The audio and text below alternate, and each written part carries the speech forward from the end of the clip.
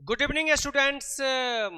मैं Jitendra Kumar, chemistry teacher from रेसवा semester में आप सभी बच्चों का हार्दिक स्वागत है। तो आज आप देख रहे हो कि बोर्ड पे लिखा हुआ है कि चैप्टर 3 का आज पार्ट 7 होगा, जिसमें आपको पढ़ना है आज के डेट में एलॉयज। ठीक है, तो सबसे पहले आपको मैं दे दूं कि गुड विशेष दे दूं कि इन एडवांस में सभी बच्चों को इस टीम की तरफ से, रेसवा सेमेस्टर और सभी टीम के तरफ से आप सबों को होली की हार्दिक अभिनंदन। ठीक है, बिल्कुल होली में एंजॉय करिए, मस्ती कीजिए और रंग और अबीर से आप अपने दोस्तों और सगे संबंधियों के साथ बिल्कुल एकदम एंजॉयफुल करिए। लेकिन साथ ही साथ आपका ये ध्यान रखना होगा कि आपकी एग्जाम भी नज़दीक है, तो इस एग्जाम के समय निकाल कर एग्जाम की भी तैयारी करनी होगी।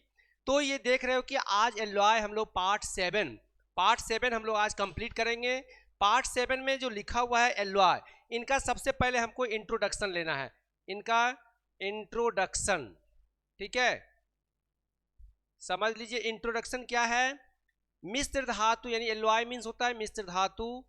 इससे ही पता चल जाता है कि उसमें कई धातुओं को मिलावट होती है। ठीक है, कभी किसी भी मतलब दो से अधिक धातुओं को आपस में मिलाया जाता है, इट मीन्स वो एलॉयज कहलाते हैं। वो क्या कहलाता है? एलॉयज होता है। और इसका इंट्रोडक्शन जो मैंने बोला, इंट्रोडक्शन क्या होगा, ये जो होगा एलॉय जो होगा हाई मेलेबिलिटी होते हैं। एलॉय क्या होते हैं?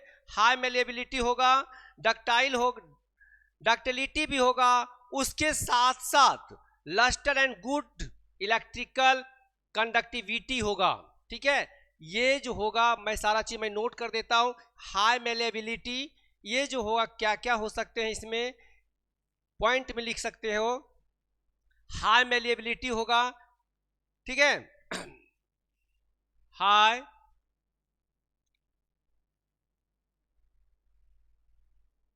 मेलेबिलिटी होगा। उसके बाद साथ साथ क्या होगा,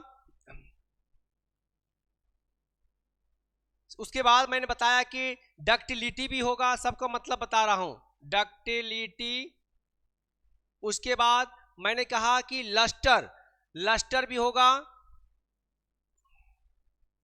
और उसके बाद होगा गुड कंडक्टिविटी ऑफ ना, गुड इलेक्ट्रिकल कंडक्टिविटी।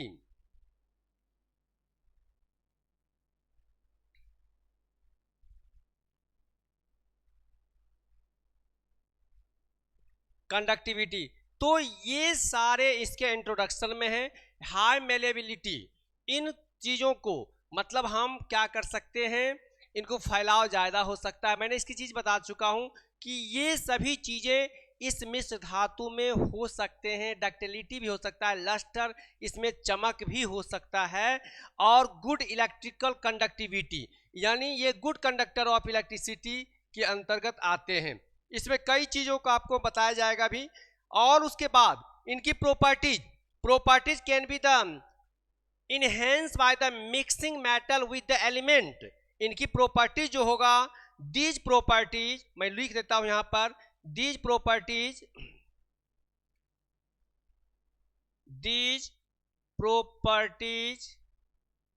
ठीक है, दीज प्रॉपर्टीज माने इन एलॉयज की properties, these property can be enhanced by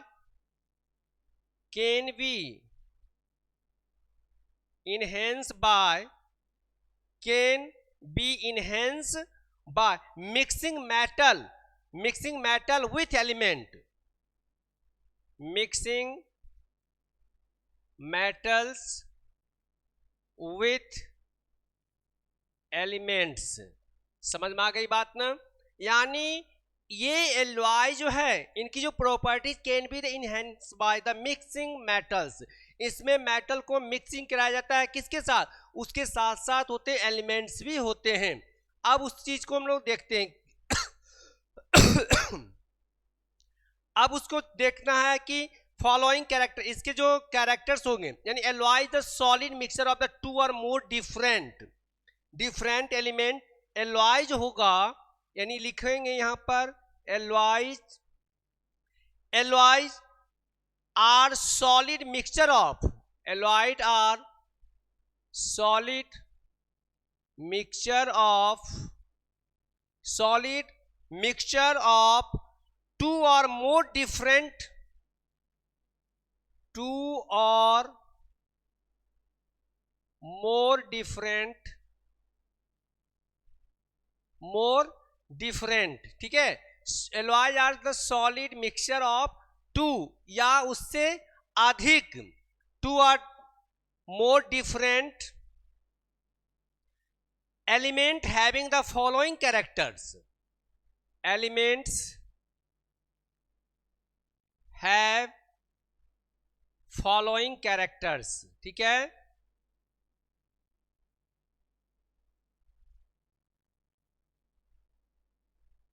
अब क्या क्या कैरेक्टर हो सकते हैं वो देखिए यहां पर, फॉलोइंग कैरेक्टर्स क्या क्या हो सकता है वो देखना है। यानी वो जो होगा, मैं नोट कर रहा हूं, पॉइंट बाय नोट कर रहा हूं, इसमें आप देखो नोट्स तैयार कर लेना। यानी list one the element must be the metal, जो होगा लिस्ट वन एलिमेंट, जो लिस्ट एलिमेंट जो होगा मस्ट बी ए मेटल। लिख सकते हो कि at least one, at least, at least one element must be, one element must be metal, ठीक है, must be metal। दूसरा जो होगा यानी two components are intimately mixed with each other, note करना है द टू, सेकेंड इसका character, two components are, components are, two components are intimately mixed with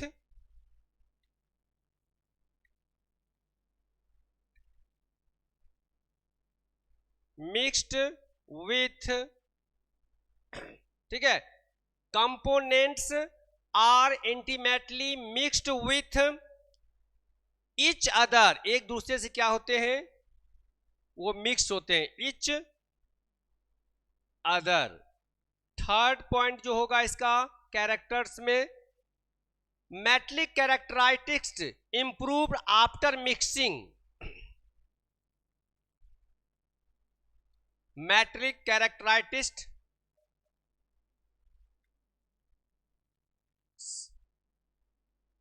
metallic, ठीक है, characteristics improved after mixing, improved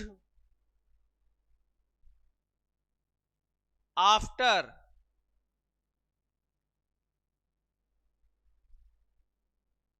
mixing.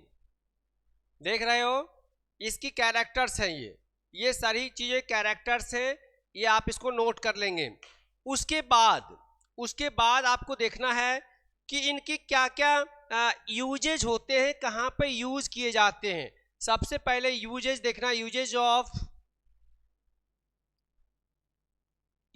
Of alloys, इनकी use कहाँ कहाँ हम लोग करते हैं, किसकी, इस एलॉयज का यूज कहाँ होता है। पहले समझ लीजिए कि एलॉयज का हम लोग यूज कहाँ करते हैं। यानी over 90% of metal use in the form of alloys, करा कि 90% ऐसे मेटल्स होते हैं जिनका यूज हम कहाँ करते हैं, एलॉय के रूप में करते हैं। Alloys are used because their chemical and the physical properties, और एलॉय का जो यूज होगा वो केमिकल और फिजिकल दोनों प्रॉपर्टीज में होते हैं, are the superior for the application and the that of the pure element compounds, ठीक है, प्योर एलिमेंट कंपाउंड। तो नोट कर सकते हो इस तरह से कि 90% metal used in the form of alloys, 90% metals used, 90% metals, ठीक है, used in the form of alloys, used in the form of alloys, form of alloys. Clear हो गया?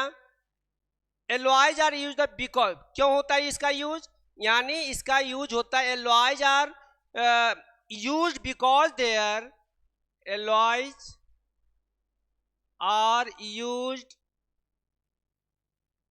बिकॉज देयर, क्यों इसका यूज एलॉयज को हम लोग करते हैं, ठीक है, यानी their chemical and physical properties, their chemical and physical properties, chemical and physical properties के रूप में किया जाता है, are the superior for application, are the superior for application, superior for the application, ठीक है, then that of the pure element compound, then that pure element compound,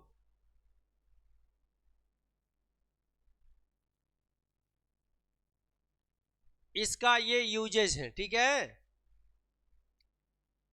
अब इसके बाद इनकी इंपॉर्टेंस क्या होती है, इंपॉर्टेंस इसकी भी जानना होगा, इंपॉर्टेंस के बारे में इनकी क्या महत्व है। देखो इंपॉर्टेंस क्या होता है इसका, इंपॉर्टेंस किसका, एलॉयज का इंपॉर्टेंस। एलॉयज का इंपॉर्टेंस जो होता है कई तरह से होते हैं, यानी alloys are the basically made of the getting the perform the given service condition at the economical rates.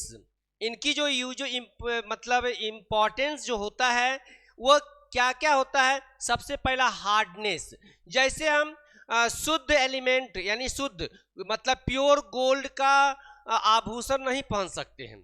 Pure gold का अगर आभूषण रहेगा तो क्या होगा, कमजोर हो जाएगा, वो टूट जाएगा।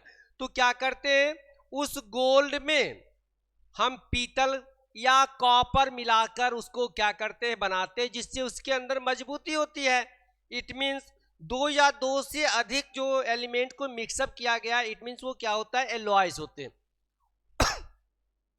उसकी अभी मैं टेबल एक बनाऊंगा, उस टेबल में आपको पता चल जाएगा किस कंपाउंड में क्या क्या कितने परसेंट तक मिले होते हैं। तो इंपॉर्टेंस में आप समझ सकते हो कि generally important after the alloying क्या क्या होते हैं, ठीक है। यानी the following properties are the generally, यहां नोट कर रहा हूं, देखना होगा बेटा, the following properties, the following properties, the following properties are generally improved, are generally improved, generally improved after alloying, after alloying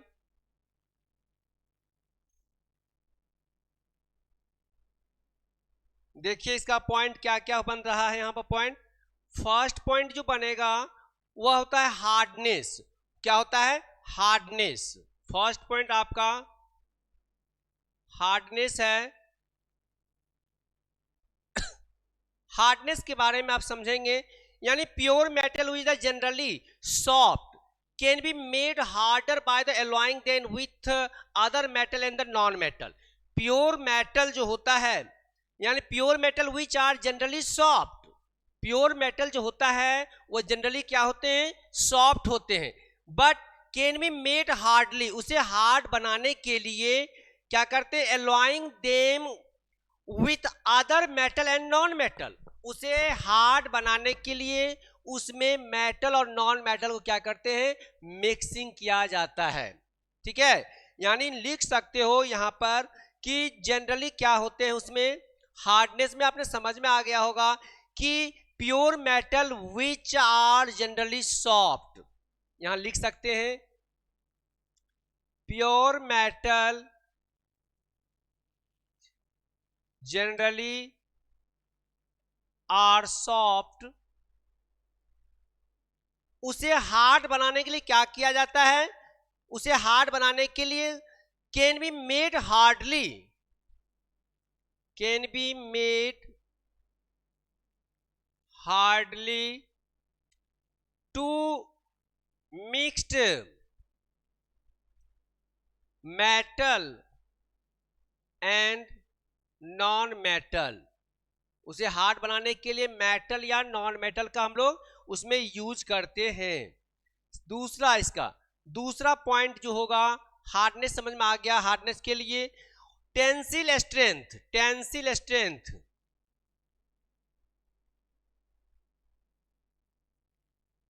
tensile strength देखो, यानी उसमें मजबूती किस तरह से होगा, टेंसिल स्ट्रेंथ जो है उसको कितना भी, जैसे हम गोल्ड का आभूषण बनाते हैं तो गोल्ड को जितना भी पतला बना सकते हैं वो तार के रूप में बन सकता है, जितना देख सकते हो कि उसमें एकदम बिल्कुल महीन तार के समान होते हैं, वायर के समान होते हैं, और उससे भी पतले बनाए जा सकते हैं।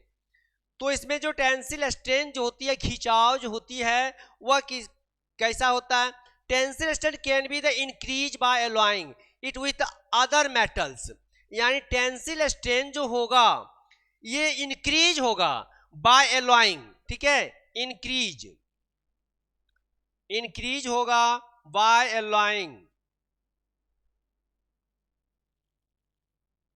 इंक्रीज्ड बाय एलॉइंग, मतलब इंक्रीज होगा किसके द्वारा होगा, एलॉइंग के द्वारा, मतलब उसमें जब एलॉय यानी मेटल्स मिलाए जाएंगे या नॉन मेटल मिलाकर उसको जितना भी हम खींच सकते हैं, पतला बना सकते हैं, इंक्रीज बाय द एलॉइंग, एक लाइन में आपको नोट करना होगा। नेक्स्ट थर्ड पॉइंट देखेंगे आप, इसमें थर्ड पॉइंट जो होगा कि कलर, कलर भी इसमें एक होता है, कलर किस तरह से क्या होगा वो समझना है आपको, कलर के बारे में तो देखेंगे कलर क्या है, यानी कलर है alloying metal with another suitable element can be the modified it colour, ठीक है, तो कलर भी आप इसमें कर हो सकता है, alloying a metal with another suitable element can be modified it the colour. उसके बाद मेल्टिंग पॉइंट होते हैं, उसके बाद आपका मेल्टिंग पॉइंट होता है, फोर्थ में मेल्टिंग पॉइंट, मेल्टिंग पॉइंट के बारे में समझ लीजिए कि मेल्टिंग पॉइंट क्या होता है, alloy are made to lower the melting point of the constituent elements, यानी उसकी जो मेल्टिंग मतलब पिघलने की जो पावर होती है, मेल्ट होने का पावर जो होता है, एलॉय मिलाने से एक निश्चित होती है, और उसमें मतलब lower than the melting point, alloy are made to the lower माने बहुत ही कम होती हैं, समझ में आ गई बात न, तो ये इसके इंपॉर्टेंस है, इंपॉर्टेंस ऑफ द एलॉय, ये एलॉय का हार्डनेस पे हम लोग देखते हैं, tensile strength, colour, melting points, ये सारे चीजें हो सकते हैं, ठीक है। अब इसका क्लासिफिकेशन, क्लासिफिकेशन देखना होगा, classification of alloy, classification of the alloy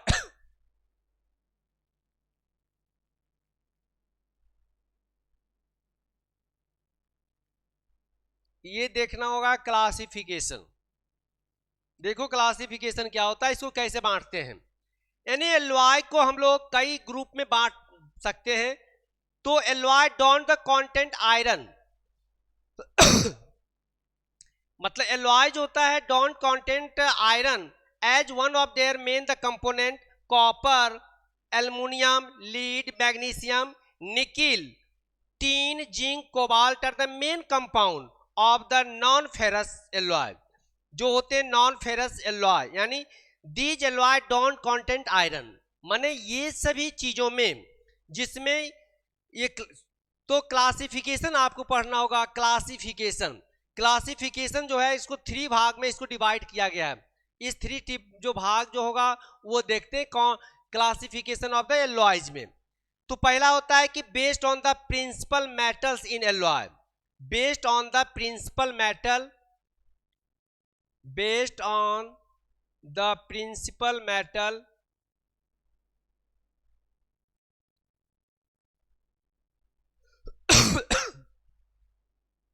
principal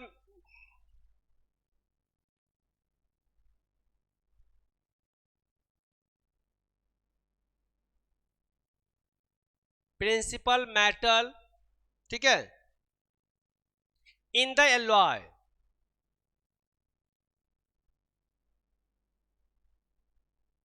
इसमें क्या क्या हो सकता है? इसमें एग्जाम्पल में कॉपर एलॉय होते हैं, लीड एलॉय होते हैं, आयरन एलॉय होते हैं। एग्जाम्पल इसमें लिख सकते हो copper alloys, lead alloys, tin alloys, ये सभी इसके एग्जाम्पल हो गए। ठीक है, कॉपर, लीड और उसके बाद आयरन एलॉयज। आयरन एलॉयज के लिखो आयरन।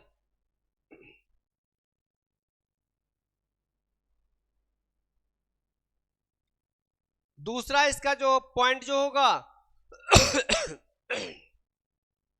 दूसरा पॉइंट आपको समझना होगा based on phase, single phase alloy. ठीक है, ये था आपका based on the principal metal in the alloy, जिसके अंतर्गत एग्जांपल मैंने लिखा कॉपर एलॉयज होते हैं, लेड एलॉयज होते हैं, आयरन एलॉयज होते हैं। सेकेंड जो होगा based on phase, single phase alloy consist of the uniform phase.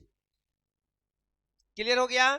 Based on phase, single phase alloy, based on phase, single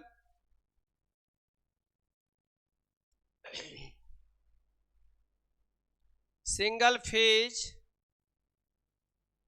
alloys. इसके अंतर्गत एग्जाम्पल क्या क्या होते हैं वो समझ लो। इसके अंतर्गत हम एग्जाम्पल जो होगा double phase alloy consist of 2 different phase. इसमें जो होता है 2 डिफरेंट फेज होते हैं, डबल फेज का एलॉय होते हैं। ठीक है, नेक्स्ट समझेंगे। नेक्स्ट क्या होगा वो समझेंगे बेटा। थर्ड में देखना है क्या होता है।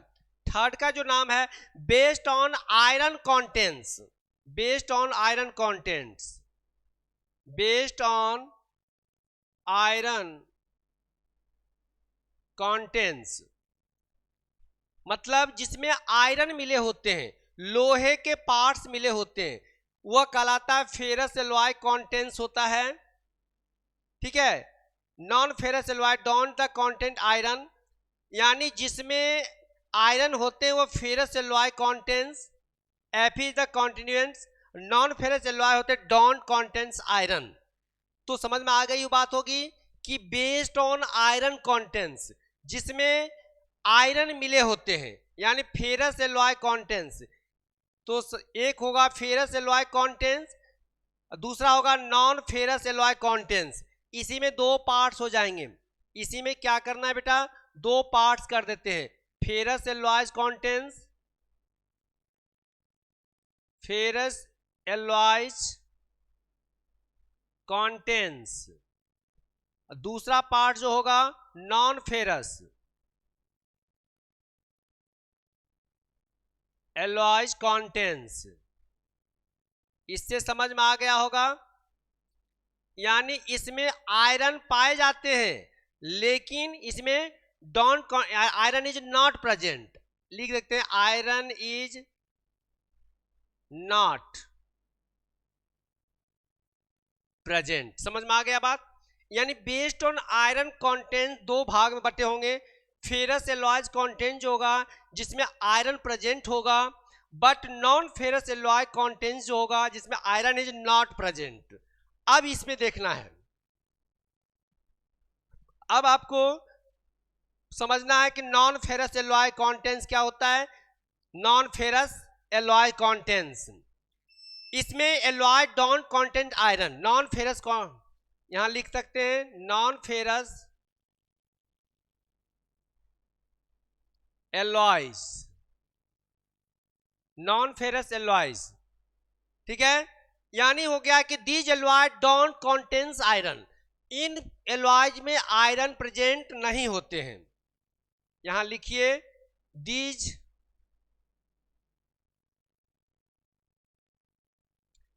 These alloys don't contains iron, these alloys do not contains iron, इसमें आयरन नहीं पाए जाते हैं, ठीक है। तो देयर मेन कंपोनेंट्स क्या होगा, नहीं पाए जाते, one of their main components, one of their main components क्या पाए जाएंगे, इसके अंतर्गत क्या क्या, आयरन नहीं होगा लेकिन इसमें मेन कंपोनेंट्स क्या होगा वो देखते हैं क्या होता है। कॉपर, एल्युमिनियम, लीड, मैग्नीज, क्या क्या होते हैं, कॉपर, एल्युमिनियम, लीड, मैग्नीज, ये सभी पाए जाते हैं मेन रूप से, मेन कंपाउंड्स में, ठीक है। निकिल होते हैं, टीन होता है, जिंक होता है, कोबाल्ट होता है, निकिल, जिंक, कोबाल्ट, ये सभी मुख्य रूप से पाए जाते हैं, but iron is not present, iron उसमें नहीं पाए जाते हैं, ठीक है। अब उसके बाद देखो आयरन नहीं पाए जाएंगे तो क्या क्या पाए जाएंगे, समझ में आ गई बात। अब इसका यानी कोबाल्ट का मेन कंपोनेंट समझ में आ गया। ये जो पाए जाएंगे इसका जो कैरेक्टर्स होगा वो जानते हैं। फॉलोइंग प्रॉपर्टीज, इसे प्रॉपर्टीज कर सकते हो, यानी इजी टू वर्क द, इनकी फॉलोइंग प्रॉपर्टीज लिखिए, समझ लीजिए, फॉलोइंग प्रॉपर्टीज, इन्हीं का प्रॉपर्टीज क्या होगा वो समझना है आपको। यानी फर्स्ट में समझेंगे इनकी प्रॉपर्टीज क्या है, तो प्रॉपर्टीज में आप समझेंगे कि इजी टू वर्क, इसे हम आसानी से वर्क कर सकते हैं, डक्टाइल, मेलिएबल, ये सभी चीजों के लिए, ठीक है। Easy to work, easy to work, ductile, malleability, ये सभी आसानी से इस पर हम लोग वर्क कर सकता है, इसकी प्रॉपर्टीज है, ठीक है। उसके बाद नेक्स्ट आप गुड मैकेनिकेबिलिटी, इजी कास्टेबिलिटी, और उसके बाद हो यानी जो होगा electrical conductivity, high thermal and electrical conductivity,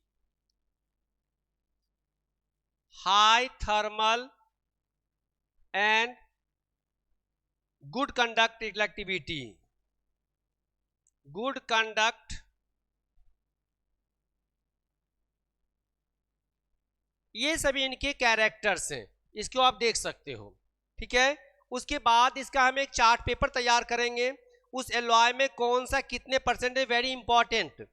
अब जो मैं बताने जा रहा हूं बच्चा वो बहुत ही इंपॉर्टेंट होगा, वेरी वेरी इंपॉर्टेंट होगा। वो एक टेबल है नॉन फेरस एलॉयज का, नॉन फेरस एलॉयज का, नॉन फेरस एलॉयज का एक मैं टेबल तैयार करने जा रहा हूं जो वेरी वेरी इंपॉर्टेंट होगा, ध्यान से देखेंगे।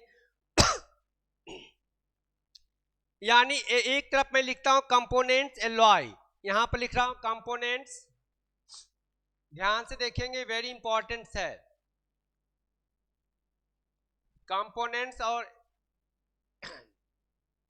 यहां लिखेंगे एलॉयज, यहां पर लिखता हूं कंपोनेंट्स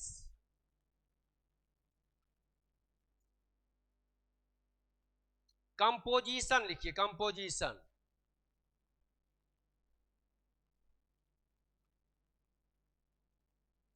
कंपोजिशन। उसके बाद इनका यूज हम लोग किस में करते हैं? एप्लीकेशन में, यानी कैरेक्टर्स भी लिख सकते हैं, एप्लीकेशन भी लिख सकते हैं कि कहां कहां यूज कर सकते हैं, एप्लीकेशन ही लिख दीजिए।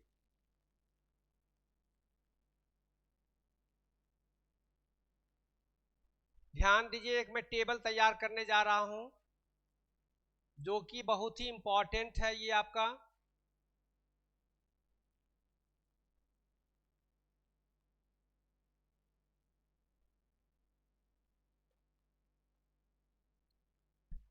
अब पहला है कि एलॉय जो होगा, पहला जो होगा आपका ब्रास। फर्स्ट जो है ब्रास है। इस ब्रास में पहले मैं आपको एलॉयज नोट करा देता हूं, उसके बाद मैं एक्सप्लेन कर देता हूं, ठीक है। ब्रास, उसके बाद ब्रॉन्ज, थर्ड जो आपका होगा थर्ड आपका जो कई तरह के एग्जांपल्स आपको मैं बता देता हूं। बेबिट मेटल, बेबिट मेटल भी है एक।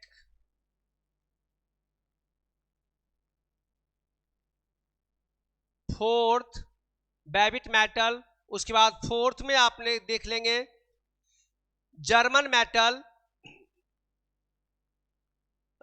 Gun metal. Fifth German silver.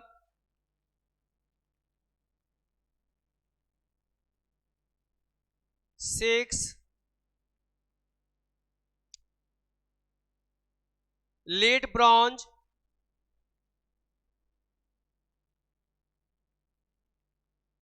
Seventh, जितना इसमें हो सकता है मैं आपको बता देता हूं,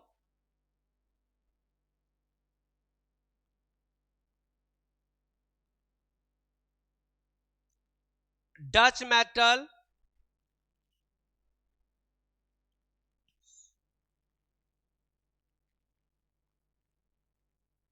अब देखिए मैं यहां पर नोट किया हूं बेटा कि एलॉयज में brass, bronze, babbitt metal, gun metal, German silver, lead bronze and Dutch metal, 7 alloys लिखा हूं अभी। 7 के बाद में इसका कंपोनेंट्स लिखने जा रहा हूं। कंपोनेंट्स आप समझ लीजिए कंपोनेंट में क्या क्या रहेगा, यानी किस में क्या रहेगा, वेरी इंपॉर्टेंट है ये। ब्रास में कॉपर और जिंक, कॉपर और जिंक होते हैं। ये जो होगा परसेंटेज में लिखेंगे कंपोजिशन, कॉपर एंड जिंक जो होगा वह आपका 35% में होगा, 35% में होगा। ब्रॉन्ज, उसके बाद ब्रास का जो एप्लीकेशन होगा यूटेंसिल बनाने में, यहां ध्यान, पहले मैं इसका कंपोजिशन नोट कर देता हूं, उसके बाद ब्रॉन्ज। ब्रॉन्ज में होता है कॉपर जो होता है 89 से 92, कॉपर होगा 89 से 92% होते हैं। उसके बाद जो टीन जो होता है एसएन जो होगा वो 11 से 8% के तक होते हैं। बेबिट मेटल में एसएन 80 to 90%, 80 to 90%, यहां प्लस नोट कर सकते हो, नहीं भी देंगे कोई बात नहीं होगा। बेबिट मेटल में देखो क्या क्या पाए जाते हैं, बहुत सारे चीजें पाए जाते हैं बेबिट मेटल में। SN, chromium, manganese, iron, copper, ठीक है। एसएन यहां लिख देते हैं, एसएन 80 to 90%, 80 से 90% के बीच में होता है। उसके बाद और चीज पाया जाता है, क्रोमियम 12%, मैग्नीज भी 12% में पाए जाते हैं। उसके साथ साथ और चीजें होते हैं, आयरन होता है, कॉपर भी होता है, आयरन एंड कॉपर भी पाए जाते हैं। गन ये सब देख लीजिए, इसके साथ साथ मैं नोट कर रहा हूं, इस तरह से यहां लिख देता हूं गन मेटल। अब गन मेटल में देखना होगा कि गन मेटल में क्या क्या पाए जाते हैं। गन मेटल जो होगा कॉपर 85, इसमें लेड होते हैं, जिंक भी होते हैं। कॉपर 85, लेड जो पीबी होगा 5, जिंक भी होगा 5। इस तरह से इसमें गन मेटल्स में पाए जाते हैं। जर्मन सिल्वर, और जर्मन सिल्वर में copper zinc nickel, copper zinc nickel होते हैं। कॉपर जिंक, कॉपर, उसके बाद जिंक होता है, उसके बाद निकिल होता है। ठीक है, कितने परसेंट पाए जाते हैं वो परसेंट मैं भी नोट कर देता हूं कि जर्मन सिल्वर में गन ये कॉपर 62, जिंक 18 और ये 20। परसेंटेज देखो ऊपर नीचे हो सकता है, परसेंटेज ऊपर नीचे हो सकता है, बट इसका जो कंपोजिशन है वो देख लेना है कि कॉपर पाए जाते हैं, जिंक पाए जाते हैं, निकिल पाए जाते हैं। किसमें? ये आपका जर्मन सिल्वर में। अब उसके बाद जर्मन सिल्वर के बाद आप देखोगे यहां पर आप देख रहे हो कि लेड ब्रोंज है।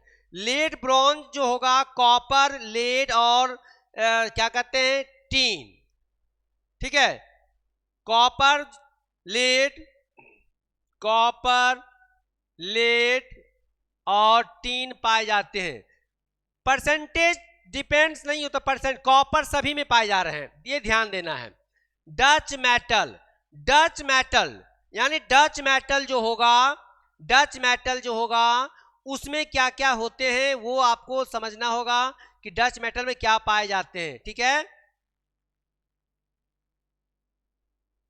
डच मेटल में कॉपर और जिंक, कॉपर और जिंक यानी ये 20%, ये 80% के लगभग पाए जाते हैं।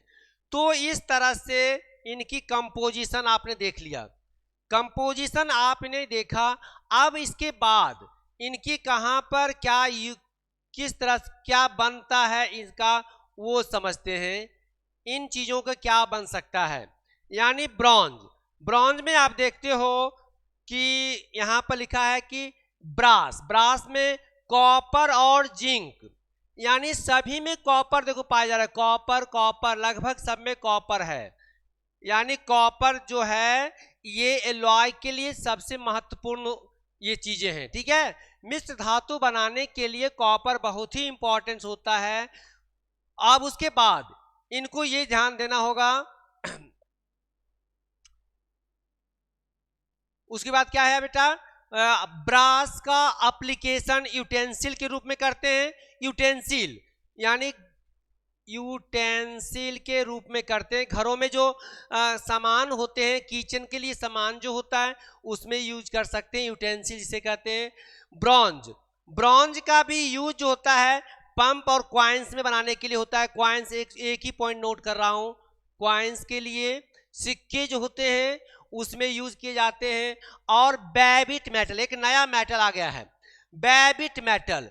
बेबिट मेटल का इंजन बियरिंग, इंजन बियरिंग में यूज होता है। ठीक है, इंजन बियरिंग में यूज करते हैं।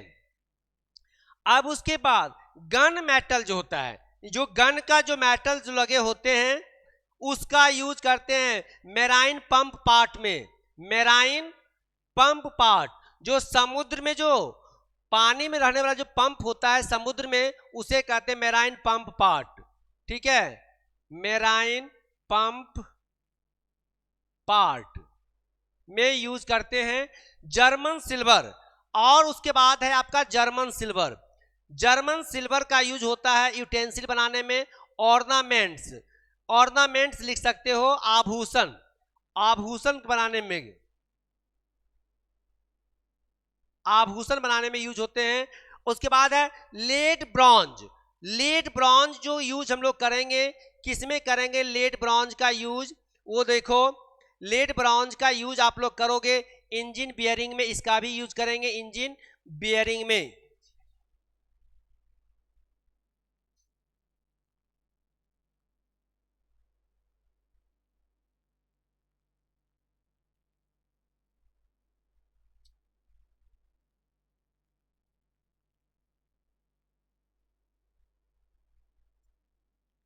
उसके बाद लास्ट आपका है डच मेटल। लास्ट आपका क्या है? Dutch metal. इनका यूज कहाँ करें? ज्वेलरी बनाने में, ठीक है। नेम प्लेट्स, नेम प्लेट्स लिख दीजिए, सबसे आसान है नेम प्लेट्स।